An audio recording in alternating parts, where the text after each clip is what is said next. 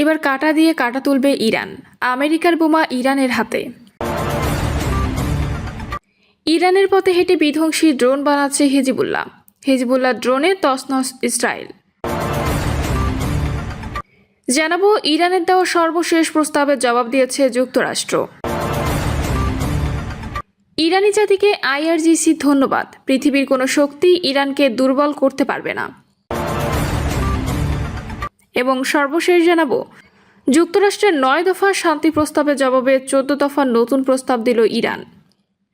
দর্শক শুনছিলেন সংবাদ শিরোনাম, এবার জানিয়ে দিব বিস্তারিত সংবাদ। তবে তার আগে অনুরোধ থাকবে এই ভিডিওটিতে একটি লাইক দিন এবং আমাদের চ্যানেলটি সাবস্ক্রাইব করে বেল আইকনটি ক্লিক করে রাখুন। এবার কাঁটা দিয়ে কাঁটা তুলবে ইরান, আমেরিকার বোমা ইরানের হাতে। মধ্যপ্রাচ্যের আকাশ থেকে ঝরে পড়া মার্কিন ও ইসরায়েলি অবিস্ফোরিত গোলাবারুদ নিয়ে এখন তোলপাড় বিশ্ব রাজনীতি।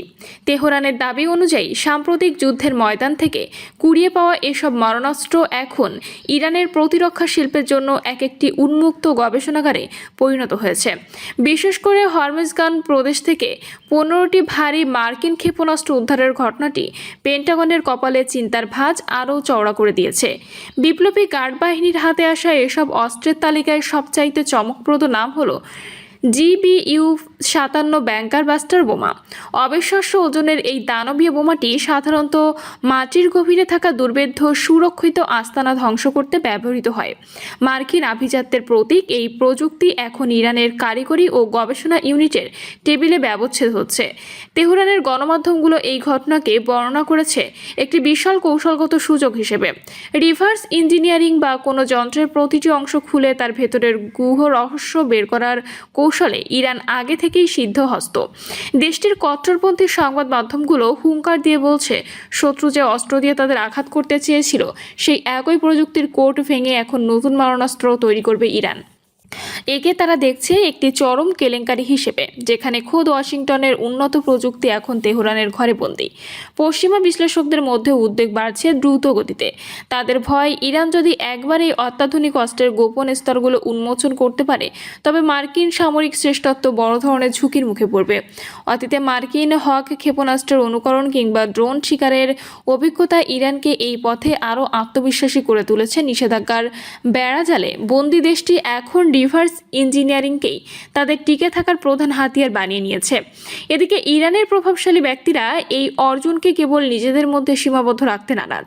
কায়হান পত্রিকার সম্পাদক শরিয়ত মাদারি তো এক ধাপ এগিয়ে পরামর্শ দিয়েছেন, এই প্রযুক্তি যেন চীন ও রাশিয়ার মতো বন্ধু রাষ্ট্রগুলোর সাথে ভাগ করে নেওয়া হয়।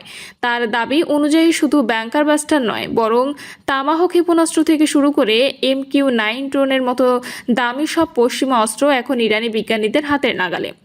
রাষ্ট্রীয় টেলিভিশনের পর্দায় উপস্থাপকের দম্ভ ভরিয়ে দর্শকদের বলছেন, অবিস্ফোরিত এই ক্ষেপণাস্ত্রগুলো খুব শীঘ্রই উপহার হিসেবে শত্রুর কাছে ফিরে যাবে। অর্থাৎ এগুলোকে নকল করে ইরান নিজেই এখন বড় আকারের উৎপাদনে যাওয়ার প্রস্তুতি নিচ্ছে।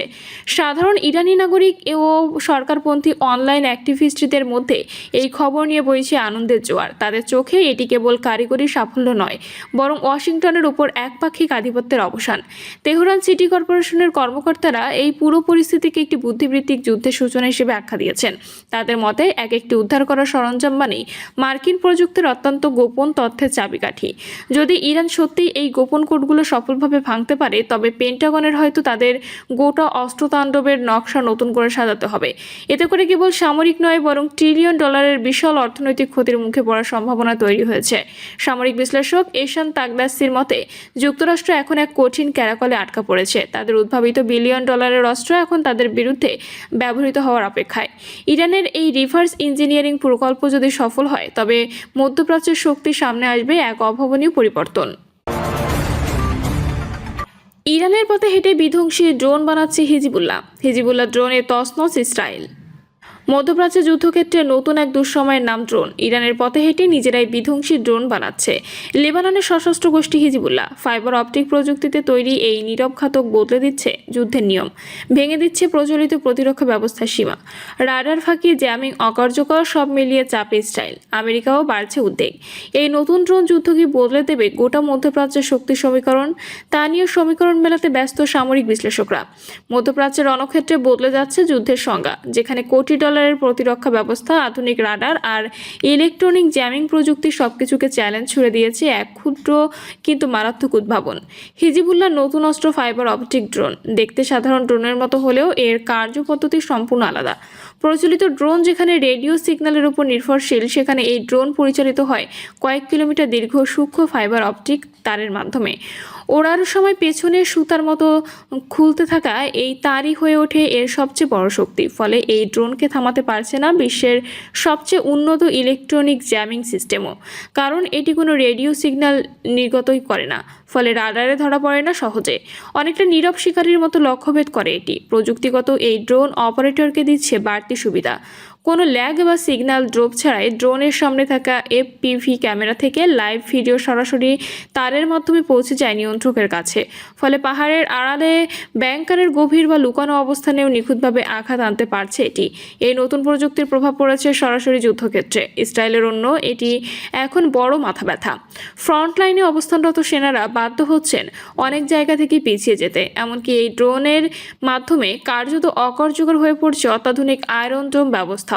এর বাস্তব উদাহরণ 30 এপ্রিল 2026 দক্ষিণ লেবাননের কান্টারা গ্রামে ড্রোন হামলায় গোলানি ব্রিগেডের 19 বছর বয়সী সার্জেন্ট লিয়াম বেনহামও নিহত হয়। একই দিনে উত্তর ইসরায়েলের সোমেরা এলাকায় একটি সাজো আজাদে আঘাত হেনে আহত হন আরও 12 জন ইসরায়েলি সেনা। বিশ্লেষকদের মতে লেবানন সীমান্তে এই প্রযুক্তির ব্যবহার যুদ্ধের নতুন মাত্রা তৈরি করছে। বিশেষ করে রাশিয়া ইউক্রেন যুদ্ধের পর ড্রোন প্রযুক্তির যে বিস্তার ঘটেছে তারই এক উন্নত রূপ দেখাচ্ছে এখানে। 2006 সালে যুদ্ধের পর থেকেই নিজেদের সামরিক সক্ষমতা বাড়াতে স্থানীয় উৎপাদনের ওপর জোর দিয়ে আসছে লেবাননের সশস্ত্র গোষ্ঠীটি। প্রয়াত নেতা হাসান নাসরুল্লাহ বারবার দাবি করেছিলেন যে কোনো অপরাধের মধ্যে তাদের অস্ত্র উৎপাদন ও সরবরাহ ব্যবস্থা সচল রাখতে সক্ষম তারা। সম্প্রতি প্রকাশিত প্রাউডলি মেড ইন লেবানন শিরোনামের ভিডিওতে সেই সক্ষমতারই প্রমাণ মিলেছে, যেখানে দেখা গেছে গোপন ঘাঁটিতে অত্যাধুনিক যন্ত্রপাতি দিয়ে ড্রোন তৈরি করছেন যোদ্ধারা। একই সঙ্গে একটি হারমিস 450 ড্রোন ভূপাতিত করার ভিডিও প্রকাশ করেছে তারা। সব মিলিয়ে ফাইবার অপটিক ড্রোন শুধু একটি নতুন অস্ত্র নয়, এটি আধুনিক যুদ্ধের কৌশলই বদলে দিচ্ছে। ছোট, সস্তা কিন্তু কার্যকর এই প্রযুক্তি এখন বড় শক্তিগুলোর জন্য হয়ে উঠেছে নতুন দুশ্চিন্তার কারণ। যুক্তরাষ্ট্রের 9 দফা শান্তির প্রস্তাবের জবাবে 14 দফার নতুন প্রস্তাব দিল ইরান।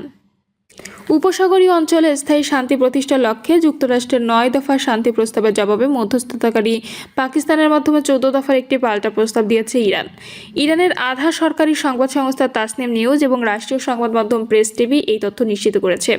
এই প্রস্তাবের মাধ্যমে তেহরান কেবল একটি সাময়িক যুদ্ধবিরতি নয়, বরং যুদ্ধের স্থায়ী সমাপ্তি এবং 1 মাসের মধ্যে সব বিরোধ নিষ্পত্তির সময়সীমা বেঁধে দিয়েছে।